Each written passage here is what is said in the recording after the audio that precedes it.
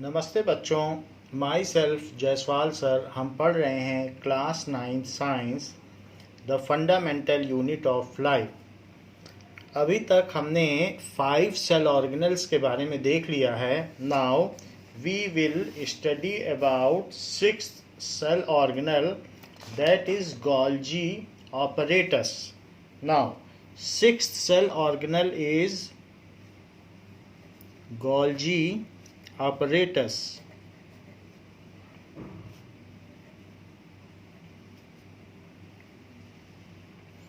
Now the Golgi apparatus is first described by Camillo Golgi. सबसे पहले इसको किन्होंने बताया? Camillo Golgi. It is first described by, otherwise ये एंडोप्लाज्मिक रेटिकुलम की तरह लगता था, लेकिन कैमिलो गोल्जी ने बताया नहीं, ये अलग चीज है। Describe by Camillo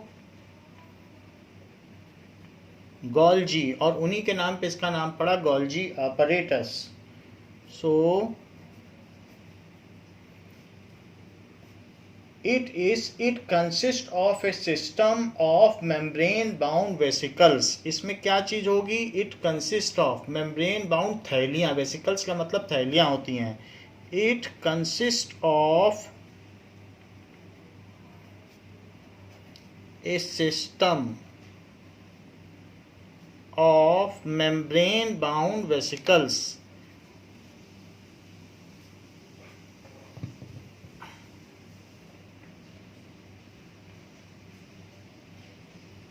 membrane bound vesicles. So membrane bound थैलियां हैं। जैसे स्टोर रूम होता है तो वैसे ही एक स्टोर रूम है। Now arranged approximately parallel to each other, और ये सभी एक दूसरे के पैरेलल हैं। arranged approximately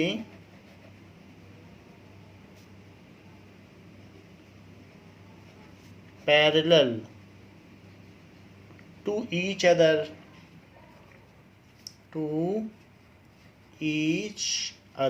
ये एक दूसरे के पैरेलल होते हैं। जैसा कि बुक में दिखाया गया है, दिस इज गोल्जी ऑपरेटस। इसमें ये सभी एक दूसरे के पैरेलल दिखाए गए हैं। So these are various vesicles, और जिसमें से आप देखेंगे एक तरफ से आइटम्स आ रहे हैं, यानी ये गुड्स आ रहे हैं जो प्रोटीन और लिपिड है। देखो कैसे पैक हो के निकल रहे हैं। तो इनकी पैकिंग होगी तो वॉल्यूम बढ़ता चला जाएगा।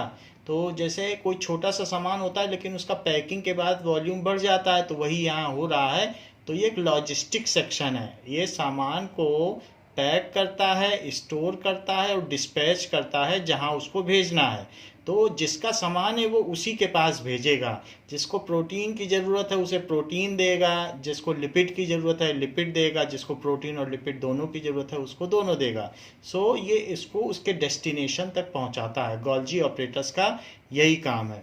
सो जैसे ई कार्ट की सर्विसेज होती हैं, वो जगह जगह सामान पहुंचाती हैं, उसी तरीके से ये काम करता है। So it is arranged approximately parallel to each other. जैसे कि ऐसी बात हो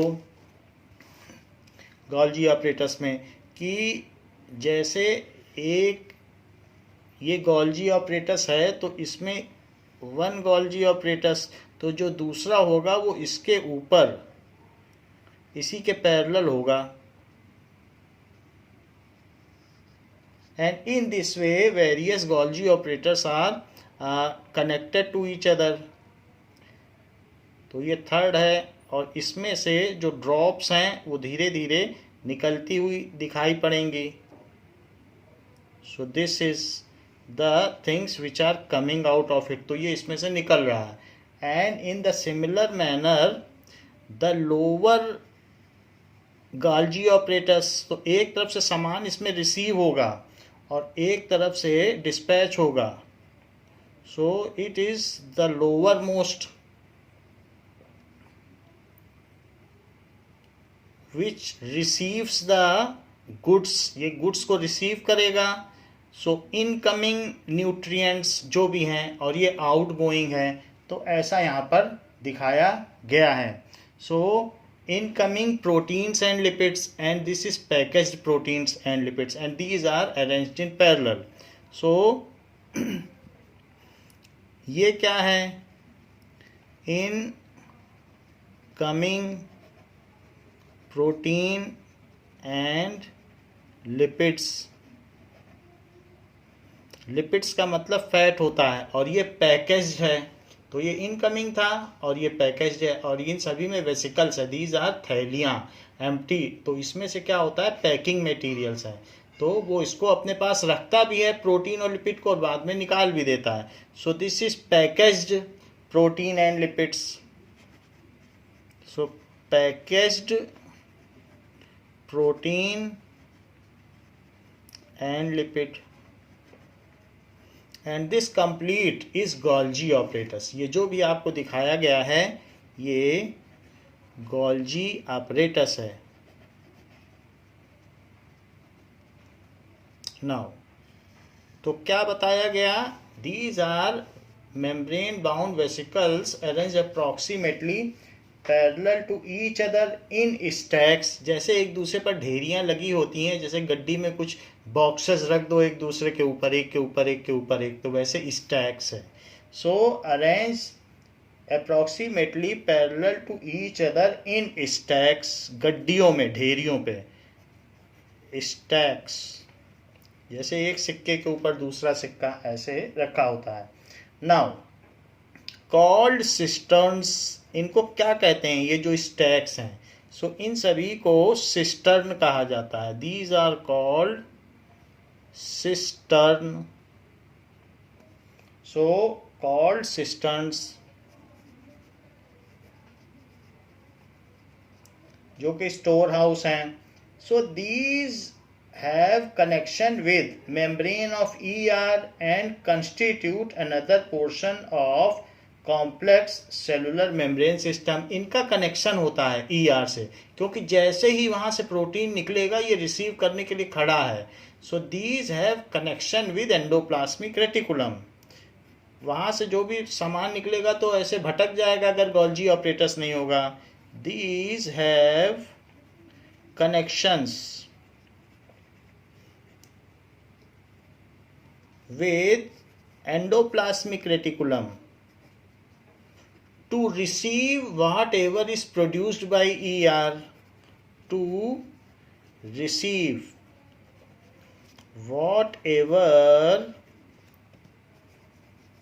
is produced by ER.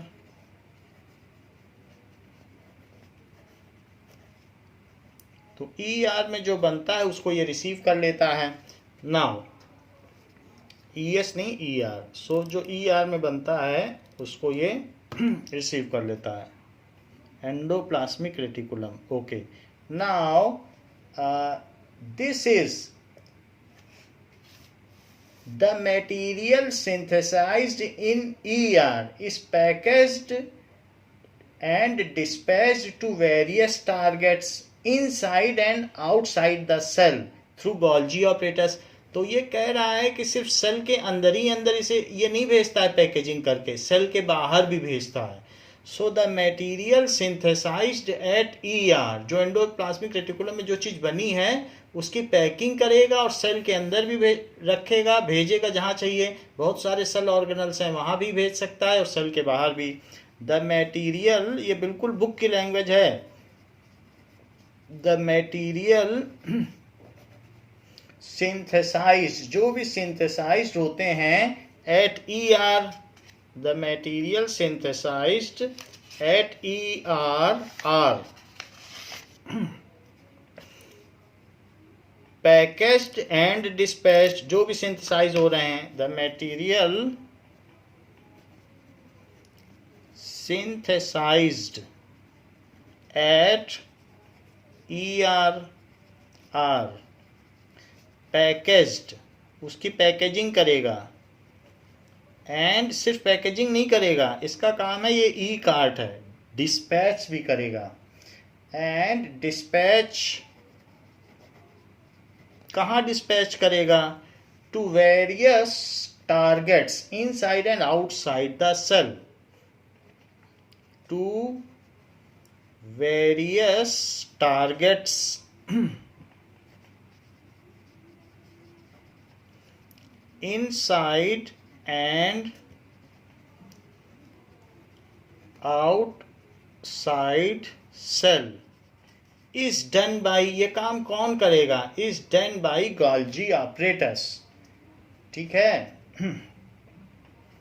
is तो ये सिंथेसाइज, इसकी पैकेजिंग और डिस्पैच कौन करेगा? is done by Golgi apparatus.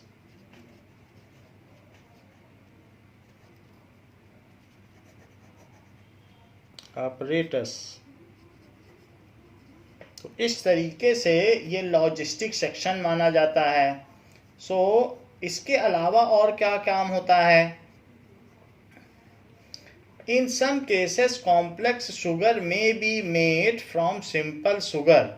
In Golgi operators simple sugar glucose होती है और कॉम्प्लेक्स शुगर होती है काइटिन, सेलुलोज. तो ये चीज़ कॉम्प्लेक्स शुगर है जो ग्लूकोज से 1000 गुना और मॉलिक्यूल रखती है. तो इट ऑल्सो, गोल्जी ऑपरेटर्स का एक और काम है कि ये ग्लूकोज एक सिंपल शुगर है, सो उससे ये सेलुलोज बना देता है. So it in some cases, कभी कभी सेल वॉल भी तो बनानी पड़ती है सेल को, तो सेलुलोज एक कॉम्प्लेक्स शुगर है. In some cases it synthesise complex sugar from simple sugar. In some cases it synthesize, इसका और क्या काम है? बनाता है कॉम्प्लेक्स शुगर. क्यों कॉम्प्लेक्स शुगर की मैं बात कर रहा हूँ? कॉम्प्लेक्स शुगर होती क्या है? सेलुलोज. सेलुलोज से क्या बनता है? Cell wall. तो सेल वॉल बनाने के लिए सेलुलोज चाहिए, वो कौन बना के देगा? गोल्जी ऑपरेटर्स बना के देगा. So it in some cases it synthesise complex sugar that is cellulose. Cellulose, तो ये सेलुलोज बना के देगा, सेलुलोज. सो ये किससे बनाएगा? It synthesise complex sugar from simple sugar, glucose से बनाएगा. सो सेलुलोज ये बना देगा. That is from simple sugar. Simple sugar क्या है? ग्लूकोज, जिसका कि फार्मूला हमने आपको बता दिया है C6H12O6. तो ये ग्लूकोज है, तो उससे ये कॉम्प्लेक्स शुगर बनता है जिससे प्लांट में सेल वॉल बन सके. और कभी कभी ये काइटिन भी बना देता है जो मशरूम की सेल वॉल है. तो इसका ये भी काम है कि सेल वॉल के लिए मटेरियल तैयार करना. Now It is also involved in the formation of lysosome. यही है जो बहुत स्ट्रॉन्ग डाइजेस्टिव एंजाइम्स का भी एक पैकेट तैयार कर देता है जो कि लाइजोसोम है, ग्रीन कलर का होता है. सो गोल्जी ऑपरेटर्स का बहुत बड़ा काम है lysosome banana. It is also involved in formation of lysosome, जो कि सुसाइड बैग भी है ना लाइजोसोम. फॉर्मेशन ऑफ लाइजोसोम, तो ये लाइजोसोम भी बना देता है. Which contains strong digestive juices. Lysosome क्या कंटेन करता है? Which contains strong digestive juices. Juices बोल दीजिए, एंजाइम्स बोल दीजिए, एक ही बात है. So which contains strong digestive enzymes, ये बनाता है. So Golgi operators is called logistic section of the cell. इसको कहते हैं कि ये उपस्कर अनुभाग है जहाँ पर पैकेजिंग, स्टोरेज और डिस्पैच का काम होता है. So packaging, storage and dispatch takes place at Golgi operators. So it is called logistic section of cell. Packaging, storage, जब तक किसी को नहीं चाहिए तब तक स्टोर भी करके रखेगा। Storage and dispatch is taking place, ये सारी चीज। तो dispatch is done by Golgi operators, is done by Golgi apparatus. तो इसलिए इसे क्या कहेंगे? By Golgi apparatus. So it is called logistic section of the cell।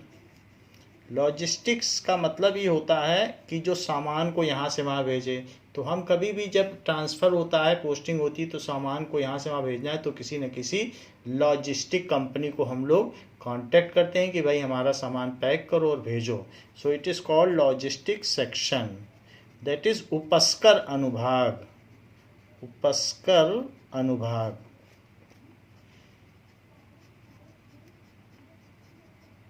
It is called logistic section of cell. तो ये बात हो गई गोल्जी ऑपरेटर्स। तो इसका भी बड़ा काम है, सिंपल शुगर से कॉम्प्लेक्स शुगर बनाना, लाइजोसोम बनाना, इसके अलावा चीज़ों को डिस्पैच करना, उसके टारगेट पे ऐसे कहीं भी नहीं डिस्पैच करना। अगर किसी की डिलीवरी किसी और जगह हो जाए तो भी तो काम खराब है। तो बड़ी जिम्मेदारी का काम ये करता है। नाउ ये तो हमारा 6th सेल ऑर्गेनल हो गया। अब हम आते हैं अपने 7th सेल ऑर्गेनल पर, जिसका नाम है लाइजोसोम। सो लाइजोसोम्स क्या होते हैं? दे आर डाइजेस्टिव एंजाइम्स के वेसिकल्स होते हैं। तो इस तरीके से ग्रीन कलर का इस तरीके से होता है। तो इसमें डाइजेस्टिव जूसेस होते हैं। तो lysosome, now lysosomes are a kind of waste disposal system of cell. जब भी कहीं कुछ काम होता है तो वेस्ट तो निकलता ही है। So lysosome are a kind of waste disposal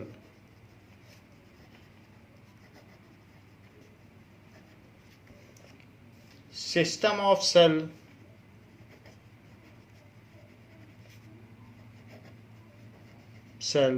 तो अगर कभी हम आपको वीडियो दिखाएंगे तो सेल के अंदर का वीडियो ऐसा है कि वो इतना सिंपल नहीं है। जब उसके अंदर का ए वॉयज ऑफ सेल, अगर सेल की यात्रा करो, कोई सेल है, चाहे एनिमल सेल हो चाहे प्लांट सेल, तो ऐसा लगता है कि जैसे उसके अंदर शहर का शहर बसा हो, इतना कुछ देखने लायक है। सो 1 घंटे तक अगर आप सेल का वॉइस करो, इतने बड़े बड़े वीडियो हैं नेट पर, वो दिखाते हैं कि सेल के अंदर क्या क्या हो रहा है। It is not so simple as it looks at prima facie. प्रथम दृष्टया देखने में जैसा लगता है, सेल उतना सिंपल नहीं है, उसके अंदर बहुत कुछ होता है। सो सेल में जब इतना कुछ होता है तो उसमें बहुत सारा वेस्टेज भी निकलता होगा। तो उस वेस्टेज को कोई ना कोई तो साफ करेगा, उसके लिए लाइजोसोम है।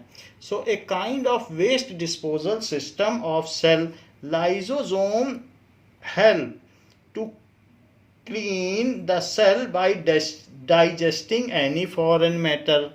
सो lysosome help to keep the cell clean। ये काम क्या करते हैं? help to keep cell cleaner, वो क्लीन रखते हैं by digesting,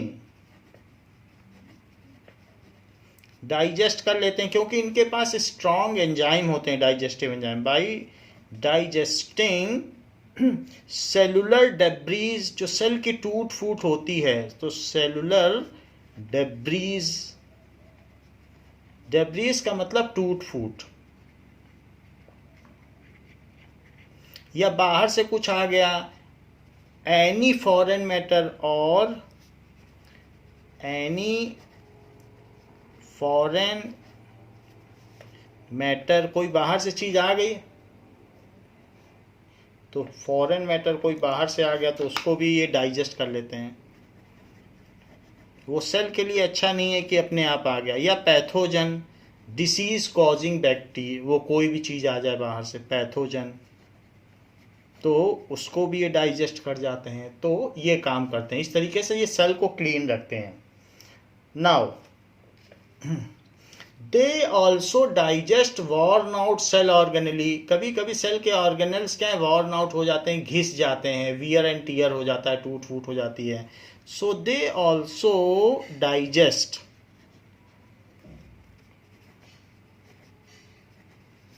worn out cell organelles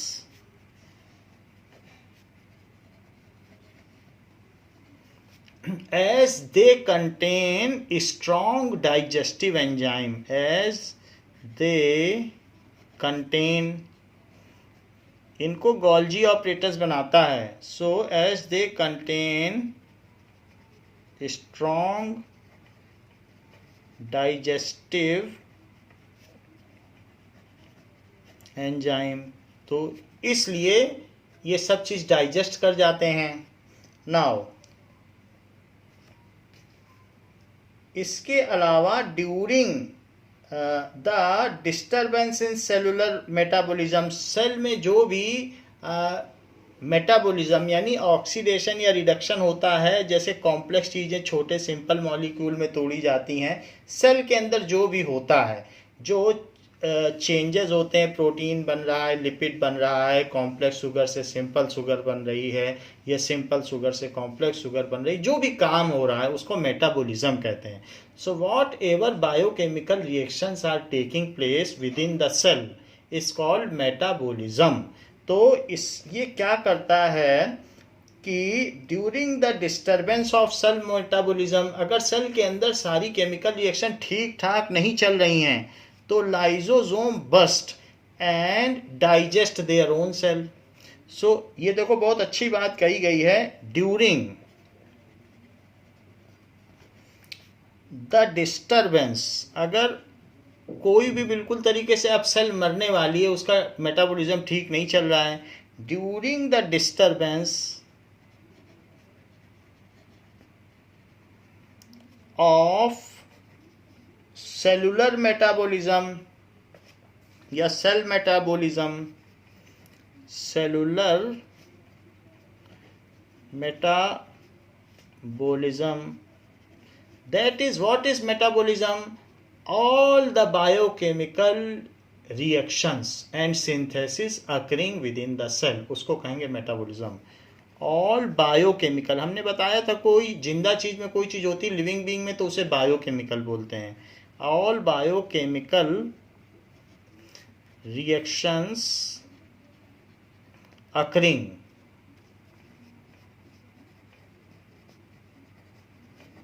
within the cell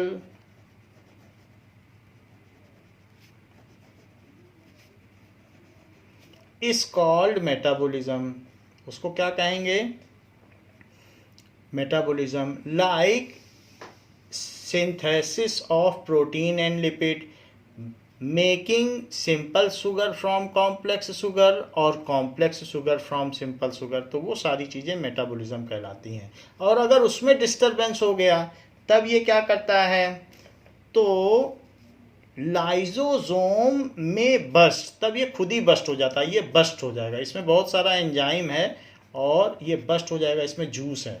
सो इसमें स्ट्रॉन्ग डाइजेस्टिव एंजाइम है, स्ट्रॉन्ग डाइजेस्टिव एंजाइम है,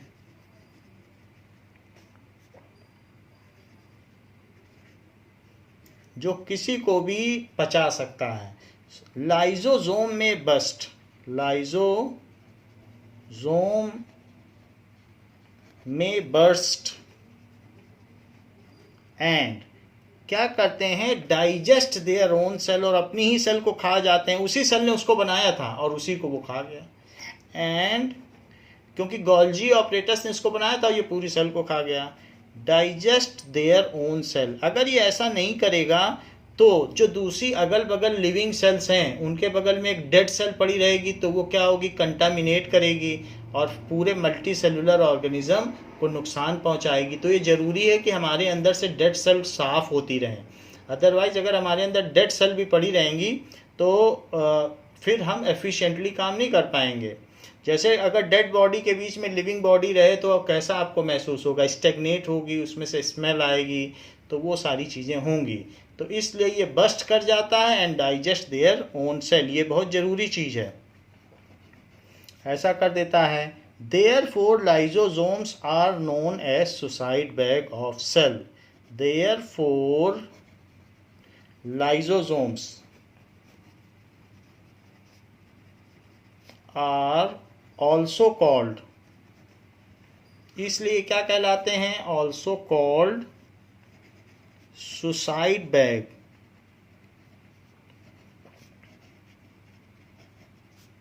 ऑफ सेल। इसलिए ये सुसाइड बैग ऑफ सेल कहलाते हैं क्योंकि ये अपनी ही सेल को खा जाते हैं।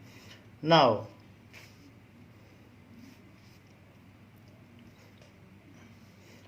जो भी इसके एंजाइम्स हैं वो रफ एंडोप्लाज्मिक रेटिकुलम पे बनते हैं और गोल्जी ऑपरेटस उसकी पैकिंग करता है। दीज एंजाइम्स, क्योंकि एंजाइम भी प्रोटीन होते हैं, the enzyme present in lysosome are synthesised at RER and packaged by Golgi apparatus. The enzyme, जो भी स्ट्रॉन्ग एंजाइम्स हैं, enzymes present in lysosome are synthesized by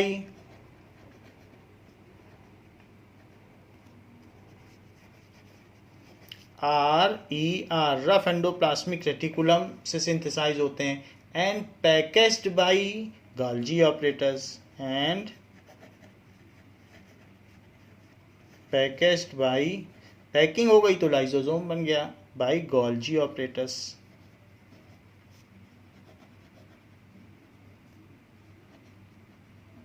इस तरीके से तो हमने 7 सेल ऑर्गेनल्स के बारे में देख लिया। Now what is mitochondria, 8th cell organelle. अब देखिए mitochondria,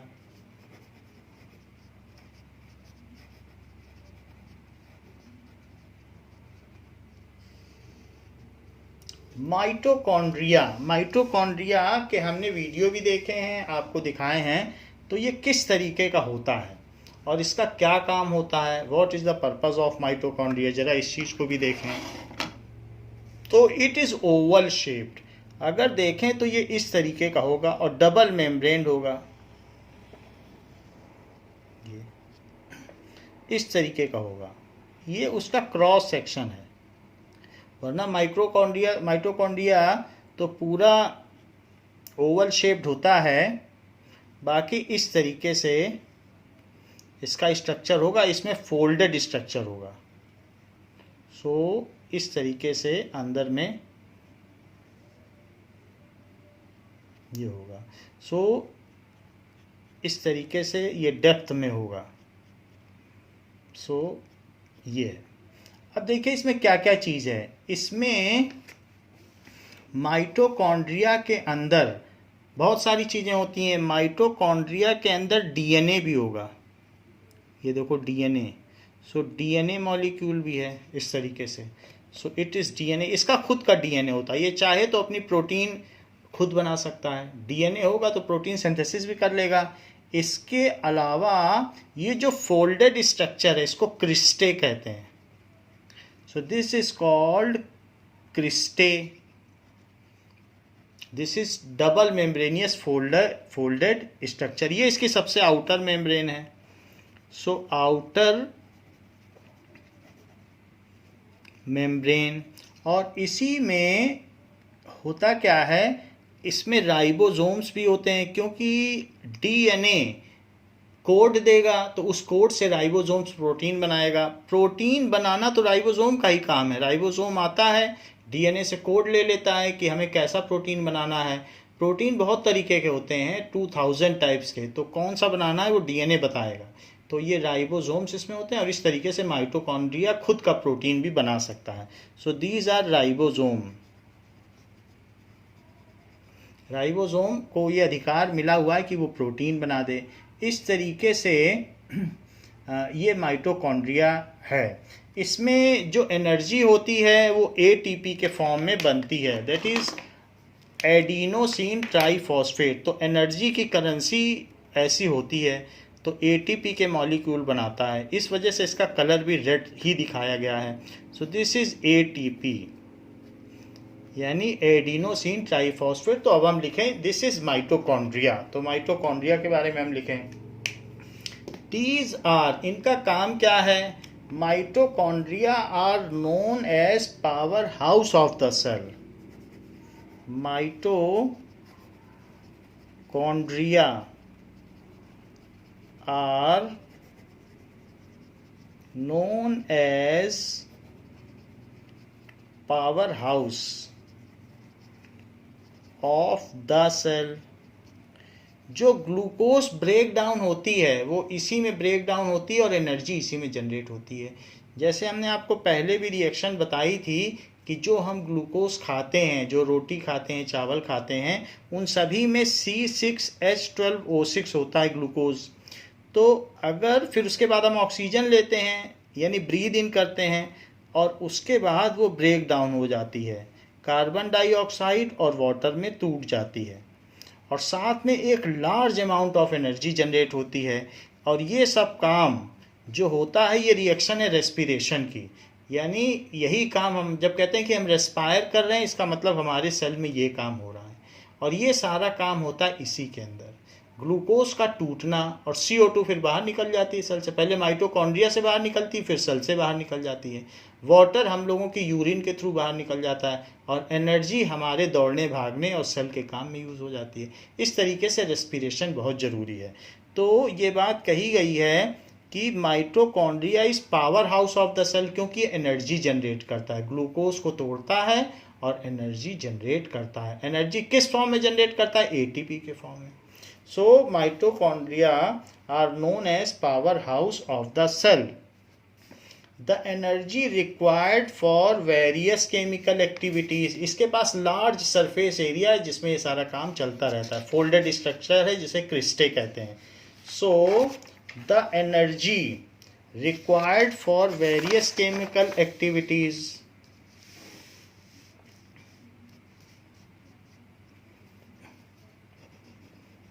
the energy required for various chemical activities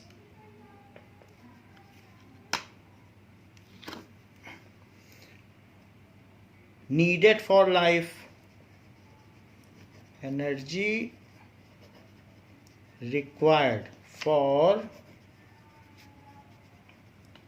various chemical activities. सेल में तो बहुत सारी केमिकल एक्टिविटीज होती है, वेरियस केमिकल एक्टिविटीज, इसी को बायोकेमिकल रिएक्शंस कहते हैं, इसी को मेटाबॉलिज्म भी कहते हैं। वेरियस केमिकल एक्टिविटीज जो भी सेल के अंदर होती हैं उन सभी के लिए एनर्जी की ज़रूरत पड़ती है। नीडेड, ठीक है, energy required for various chemical activities within the cell, within the cell जो भी हो रही है उसको क्या बोला गया थोड़ी देर पहले? मेटाबॉलिज्म, उपापचय संबंधी अभिक्रिया, मेटाबॉलिज्म। सो जो भी एनर्जी इसकी ज़रूरत होती है वो कौन देता है? Is provided by mitochondria, is released by mitochondria. Is हर एक सेल ऑर्गेनल को एनर्जी चाहिए, कोई फ्री में काम नहीं करेगा, सबको एनर्जी चाहिए तभी काम करेंगे। Is released bye mitochondria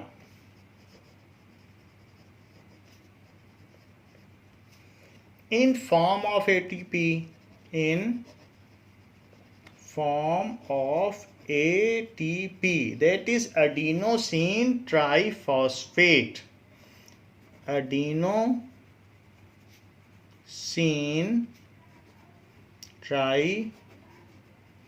triphosphate। सो इसको हम लोग केमिस्ट्री के चैप्टर में पढ़ लेंगे क्या चीज़ होती है, अभी तो आप नाम ही याद रखो। So is in the form of ATP ये रिलीज करता है। तो वो जो छोटे छोटे हमने रेड कलर के डॉट दिखाए थे वो एडिनोसिन ट्राइफॉस्फेट है। वो ये सबको दे देगा कि जिसको जिसको एनर्जी चाहिए वो ATP ले लो।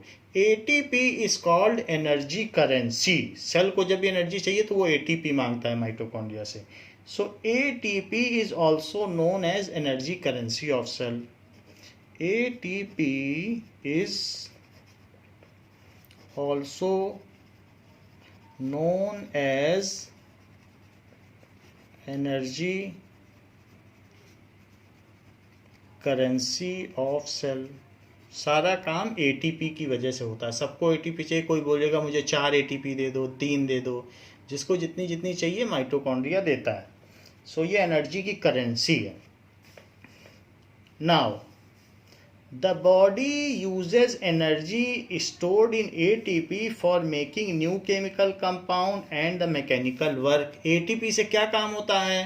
So the cell utilize ATP energy for making new chemical compound। Protein बना रहा है, लिपिड बना रहा है, या फिर सेल में मूवमेंट भी होते हैं ऑर्गेनल्स के यहाँ से वहाँ, बहुत सारे मैकेनिकल वर्क है। सेल एक फैक्ट्री है, तो जितना भी उसमें काम हो रहा है, कॉन्ट्रैक्शन, डाइलेशन, ये सारा काम जो हो रहा है सब ATP की वजह से हो रहा है। तो क्या कहा गया है? सेलुलर जो भी है, body uses energy in ATP for making new chemical compounds. Body और हम लोग भी जो दौड़ते घूमते फिरते हैं वो ATP एनर्जी को ही यूज करके दौड़ते भागते हैं। हमारा भी मैकेनिकल वर्क और मस्कुलर वर्क ATP से ही चलता है। So body uses energy is stored in ATP। Energy stored in ATP for making new chemical compounds. हमारी भी ग्रोथ होती है, नए नए केमिकल्स बनते हैं, प्रोटीन बनता है, लिपिड बनता है, तो हमारी ग्रोथ होती है। फॉर मेकिंग, प्रोटीन से ग्रोथ होती है, ये बात जानिए। इसीलिए बच्चों को सप्लीमेंट के तौर पर प्रोटीन खिलाया जाता है। For making new chemical compounds, तभी ग्रोथ होगी।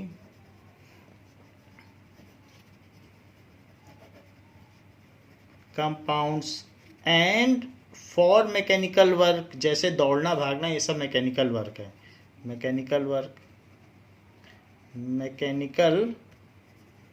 वर्क। तो बॉडी यूजेस ATP एनर्जी, इस एनर्जी स्टोर्ड इन ATP।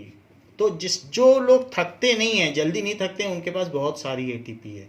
इसका मतलब फिर हम ग्लूकोज पी लेते हैं कि हम थक गए, ग्लूकोज पी लें या ग्लूकॉन डी पी लें, तो फिर से हमारे अंदर माइटोकॉन्ड्रिया और ATP बना देता है। क्योंकि हम लोगों ने पीछे देखा कि जब ग्लूकोज टूटता है तो जो माइटोकॉन्ड्रिया है, जैसे हमने पिछली रिएक्शन आपको बताई थी, तो अगर एक ग्लूकोज का मॉलिक्यूल टूटेगा तो माइटोकॉन्ड्रिया 38 ATP बनाएगा। जानते हैं कितनी एनर्जी बनाता है? 38 ATP। एक ग्लूकोज का मॉलिक्यूल टूटने पर 38 ATP बना देता है। तो और ग्लूकोज पी लो और ATP बन जाएगा, फिर दौड़ने लग जाओ। तो जो रनर्स होते हैं वो ग्लूकॉन डी रखते हैं अपने साथ, उसको पीते हैं, एनर्जी ड्रिंक्स, और फिर से दौड़ने लग जाते हैं। तो इस तरीके से हमारी बॉडी में जो भी हम काम करते हैं उसके लिए भी एनर्जी ATP से ही आती है। तो माइटोकॉन्ड्रिया कैसा होता है? Mitochondria has 2 membrane. सो इसकी जो अंदर वाली मेम्ब्रेन है वो फोल्डेड है, जिसको क्रिस्टे कहा जाता है। माइटोकॉन्ड्रिया इज ओवल शेप्ड, अंडाकार होता है, Oval shaped, made of double membrane.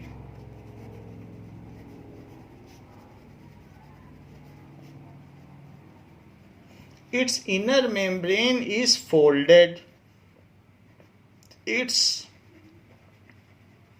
inner membrane is folded, वो folded होती है, ठीक है। To increase surface area, to increase its surface area, ज़्यादा फोल्डिंग होगी तो ज़्यादा सरफेस एरिया होगा। Surface area for formation of more ATP, जिससे कि और एटीपी बन सके। ठीक है, for formation of more ATP. This folded membrane is called cristae. This folded membrane is called cristae. इसको क्रिस्टे कहेंगे। और एक बात और है, mitochondria are strange organelles because they have their own DNA and ribosomes. Mitochondria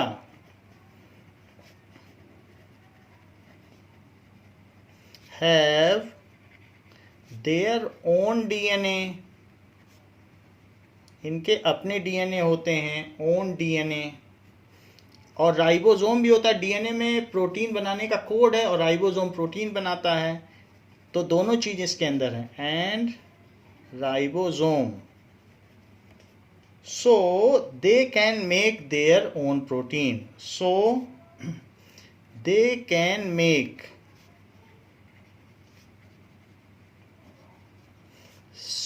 some of their own protein, थोड़े से protein ये भी बना लेते हैं। some of their own protein। तो इस तरीके से जो माइटोकॉन्ड्रिया है, इसमें इलेक्ट्रिसिटी पैदा होती है या एनर्जी पैदा होती है, इसलिए इसे कोशिका का बिजली घर भी कहते हैं। That is power house of cell. तो ये बात हमने देख ली। अभी तक हमने 8 सेल ऑर्गेनल्स देख लिए हैं। अब हमारे 2 सेल ऑर्गेनल्स और बचे हैं, plastids and vacuoles. Now we will see plastids. So 9th cell organelle देखो, that is plastids. This is 9th cell organelle. Plastids का क्या काम है? Plastids are present in plant cell. ये एनिमल सेल में नहीं होंगे। प्लास्टिड्स आर प्रेजेंट, क्योंकि प्लांट में बहुत कलर कलर के फ्लावर्स होते हैं, अलग अलग है, ग्रीन कलर की पत्तियां होती हैं in plant cell. So there are 2 types of plastids. इनका काम है कलर देना। There are और भी कुछ काम है, वो बताएंगे। There are 2 types of plastids. पहला है chromoplast, that is colored plastids। तो पहला है क्रोमोप्लास्ट, जिसको कि कहेंगे कलर्ड है, कोई भी कलर दे सकता है। Coloured plastids, chromoplast. तो जो कलर्ड हैं उनको क्रोमोप्लास्ट कहेंगे। और सेकंड क्या है?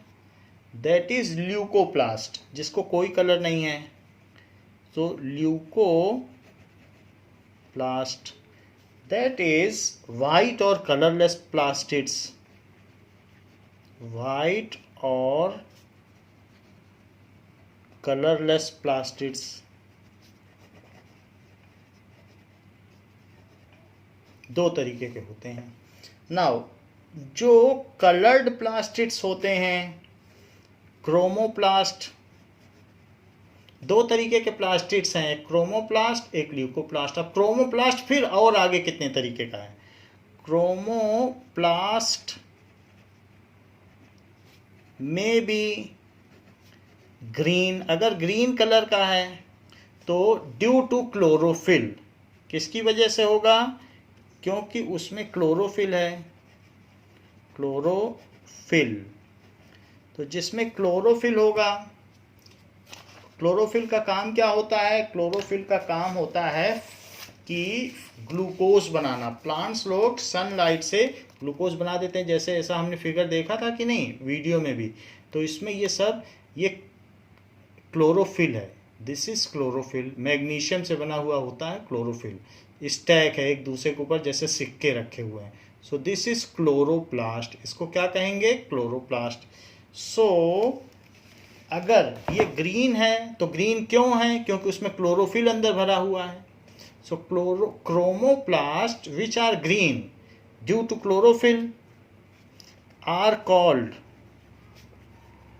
उसको क्या कहेंगे? क्लोरोप्लास्ट। क्लोरो का मतलब ही होता है green colour, chloroplast Greek word है, क्लोर का मतलब ग्रीन, तो क्लोर, तो इसी वजह से क्लोरोप्लास्ट कहा गया है। And the plastids which are red in colour, ऐसे भी तो क्रोमोप्लास्ट हो सकते हैं जो रेड हो। And if they are red in colour, अच्छा ये जो क्लोरोप्लास्ट है ये क्या करता है? And chloroplast are responsible for making food, plants जो है फूड बना सकते हैं फोटोसिंथेसिस से, यानी सनलाइट पड़ती है तो ग्लूकोज बना लेते हैं CO2 और वाटर का यूज़ करके। उसी ग्लूकोज को हम लोग खाते भी हैं, फ्रूट्स में सब में तो ग्लूकोज होता है। And chloroplast are responsible, chloroplasts are responsible for, ये किस लिए होते हैं? फॉर सिंथेसिस ऑफ फूड या making food, synthesis of food in presence of sunlight,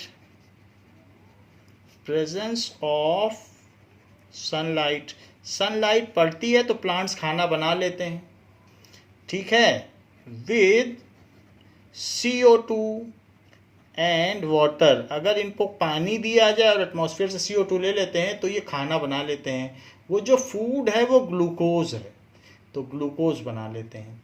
सो इसलिए क्लोरोफिल का बहुत इम्पोर्टेंस है। क्लोरोफिल क्लोरोप्लास्ट में भरा हुआ होता है और दैट इज, जैसे कि क्लोरोप्लास्ट इस तरीके का होगा तो इस तरीके से आप क्लोरोप्लास्ट दिखा सकते हैं। ये देखिए, तो ये क्लोरोप्लास्ट है। सो इसमें क्या चीज़ होगी कि स्टैकिंग होगी, इसमें क्लोरोफिल भरा हुआ होगा और वो एक दूसरे के ऊपर इस तरीके से स्टैकिंग होगी, ये जिसको कि स्ट्रोमा कहेंगे। तो ऐसे इसमें गड्डियाँ रखी हैं क्लोरोफिल की, ये। सो दिस इज, इसको कहेंगे, ये खुद भी ग्रीन कलर का है। सो दिस इज क्लोरोप्लास्ट।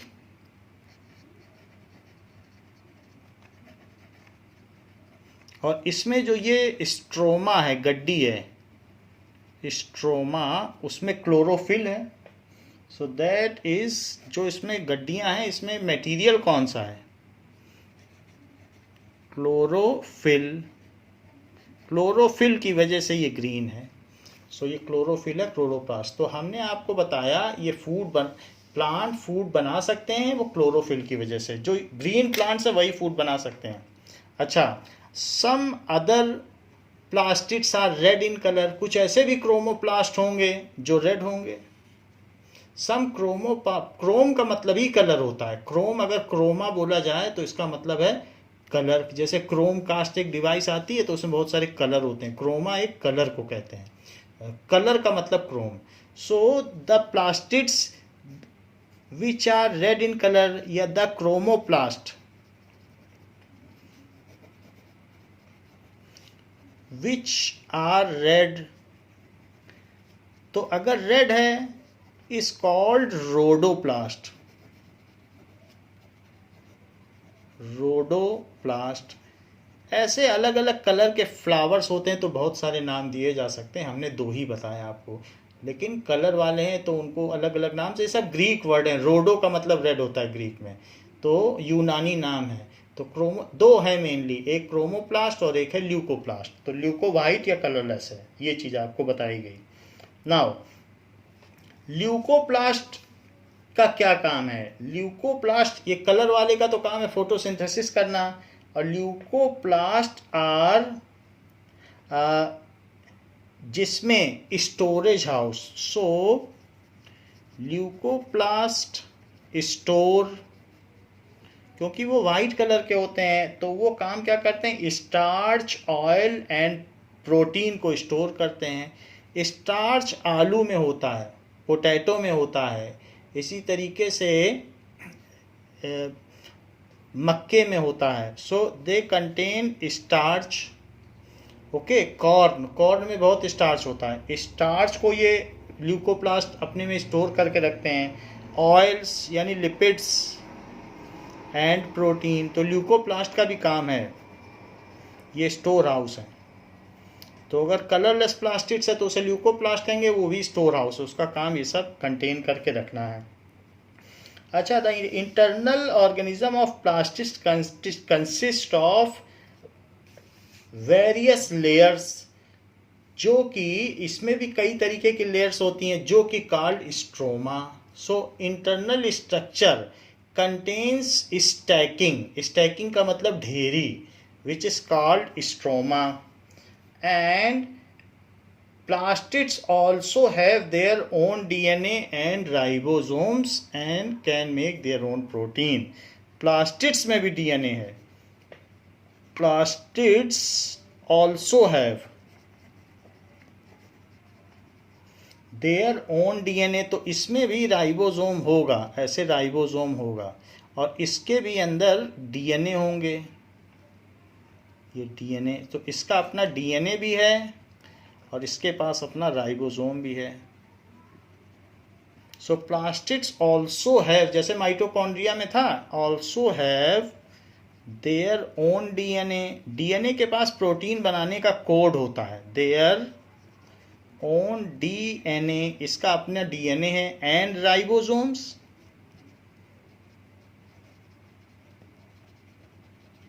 दोनों चीजें हैं। So they can make their own protein, so they can make their, ये अपना प्रोटीन कुछ खुद बना सकते हैं, थोड़े बहुत प्रोटीन ये भी बना सकते हैं, देयर ओन प्रोटीन, क्योंकि बहुत लंबा डीएनए नहीं होगा। There own protein.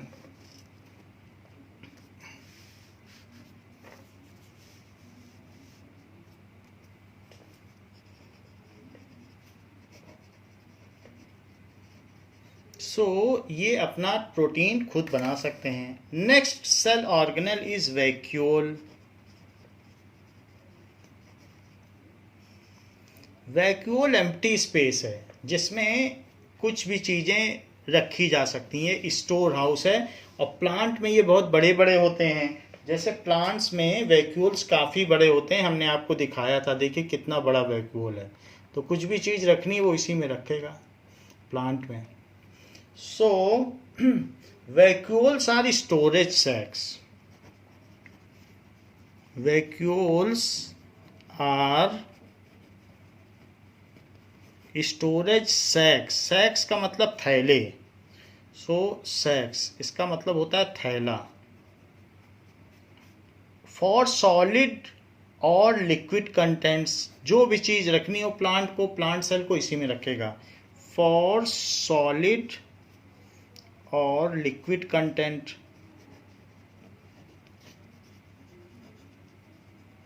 कुछ भी रख सकता है जो उसको रखना है। वैक्यूल्स आर स्मॉल साइज, कभी कभी इसमें हवा भरी होती है, इस वजह से प्लांट्स तैरता भी है पानी में। So vacuoles are small sized in animal cell. Animal cell में इसका कुछ काम नहीं, हम लोगों में एक्सक्रीटरी सिस्टम है, हम लोग यूरिन कर सकते हैं और वेस्ट सब्सटेंस को बाहर निकाल सकते हैं। प्लांट कैसे निकालेगा? सो हमारे में वैक्यूल्स की इतनी ज़रूरत नहीं है। Vacuoles are small sized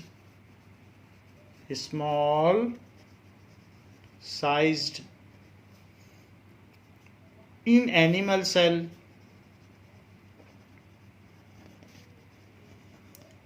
while plant cells have large vacuoles. While plant cells have large vacuoles, plant में लार्ज वैक्यूल होगा और इसमें एनिमल सेल में स्मॉलर वैक्यूल होगा। तो ये चीज़ बताई गई ना।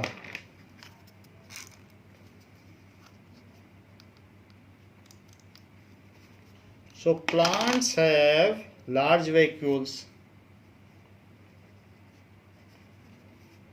प्लांट्स में लार्ज वैक्यूल होगा क्योंकि वहाँ पर एक्सक्रीटरी सिस्टम उतना अच्छा नहीं है.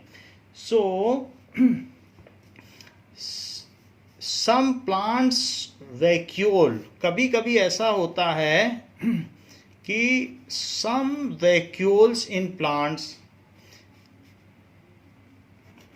सो सम प्लांट्स हैव वैक्यूल्स, उसमें इतने बड़े वैक्यूल्स हैं which occupy 50 to 90% of cell volume, 90% तक जगह घेर लेते हैं. which occupy 50 to 90% of cell volume. सिर्फ वैक्यूल ही वैक्यूल है, इतना बड़ा वैक्यूल. वो पानी में तैरने वाले प्लांट है, floating plants. In plant cell vacuoles are full of cell saps. इसमें भरा क्या होता है? In plants vacuoles are full of, कभी कभी किसी पत्ती को आप निचोड़ो तो उसमें से जूस निकलता है, उसको कहते हैं सेल सैप. तो वो सैप वैक्यूल में भरा हुआ होता है. Full of cell juices. Cell sap, sap का मतलब जूस होता है, तो उसमें सेल सैप भरा हुआ होगा. And provide turgidity and rigidity to cell. And provide turgidity, यानी टर्जिड का मतलब टाइट रखेगा और रिजिड का मतलब प्लांट पर रिजिड है, बहुत ज़्यादा फोर्स लगाओ तो भी उसके स्टेम को आप मोड़ नहीं सकते हो. कितनी तूफानी हवाएं आती हैं, स्टेम टूटता नहीं है, तो रिजिड भी है और टाइट भी है. सो प्रोवाइड्स टर्जिडिटी. जो उसमें एम्प्टी स्पेस है उसको भरने की ज़रूरत है, उसको वैक्यूल ने भर दिया है, तो टाइटनेस देता है. लौकी है, गाजर, सब कितने टाइट होते हैं, तो टाइटनेस. एंड रिजिडिटी, तो रिजिडिटी भी देता है. तो रिजिडिटी का मतलब बहुत फोर्स लगाने पर भी आप एक प्लांट को मोड़ नहीं सकते, उसके स्टेम्स इतने भारी होते हैं. सो रिजिडिटी, रिजिडिटी हम लोग फर्स्ट चैप्टर में पढ़ भी चुके हैं. सो ये देता है. Many substances of importance are stored in vacuoles. It is also a storehouse. It stores amino acid. ये क्या क्या स्टोर करता है? Amino acid. जब एमिनो एसिड की बात आ गई है तो आपको बता दें, एमिनो एसिड जब बहुत सारे मिल जाते हैं तो प्रोटीन बनता है. ये एमिनो एसिड है, amino acid. So various amino acid link with each other to form protein. तो एक तरीके की बेसिक यूनिट है प्रोटीन के. बहुत मोतियों से मिलके जैसे माला बनती है, वैसे अमीनो एसिड से मिलके प्रोटीन बनता है. So it stores amino acid. Sugars, sugars में ग्लूकोज है और कॉम्प्लेक्स शुगर में सेलुलोज है, ये सब ये स्टोर करता है. और इसके अलावा ऑर्गेनिक एसिड, और भी कुछ ऑर्गेनिक एसिड भी स्टोर करता है, जैसे vinegar, acetic acid, organic acid भी ये स्टोर करेगा. और प्रोटीन भी, एंड सम प्रोटीन, ये सब चीज़ें स्टोर करता है. तो स्टोर हाउस हुआ some proteins. In single cell organism there is also food vacuoles. Amoeba में आपने देखा था, जैसे उसने पैरामीशियम खा लिया था तो फूड खा लिया तो फूड वैक्यूल्स हो गया. इन सिंगल सेल ऑर्गेनिज्म, खैर वो तो एनिमेलिया में आ गया. So there is a food vacuole. Food vacuole Animalia में नहीं, वो सिंगल सेल है, यूकैरियोटिक आप बोलिए, तो फूड वैक्यूल होता है, ऐसा है. तो फूड वैक्यूल होगा जिसमें फूड आइटम्स होंगे. तो अमीबा ने खाना खाया, पैरामीशियम खाया, तो उसके अंदर रहेगा, ऐसा भी होता है. Now in some unicellular organism also there are waste vacuoles, जो कि वेस्ट सब्सटेंस को इकट्ठा करते हैं और बाहर फेंक देते हैं. So in some unicellular organism, amoeba में भी जब खाना को पचा लिया तो उसके बाद वेस्ट को बाहर फेंक दिया। Unicellular organism there are waste vacuoles, वो बाहर फेंक दिए जाते हैं। So waste vacuoles which are expelled out of body, इस तरीके से विच आर एक्सपेल्ड आउट। इस तरीके से हमने ये देख लिया कि सेल में कितने तरीके के सेल ऑर्गेनल्स हैं। सभी तरीके के सेल ऑर्गेनल्स हमने देख लिए। नाउ बुक के जो क्वेश्चंस हैं एक्सरसाइज के और इन टेक्स्ट क्वेश्चन, इसको हम अब अगली क्लास में करेंगे। तो इस क्लास के लिए इतना ही। थैंक यू बच्चों।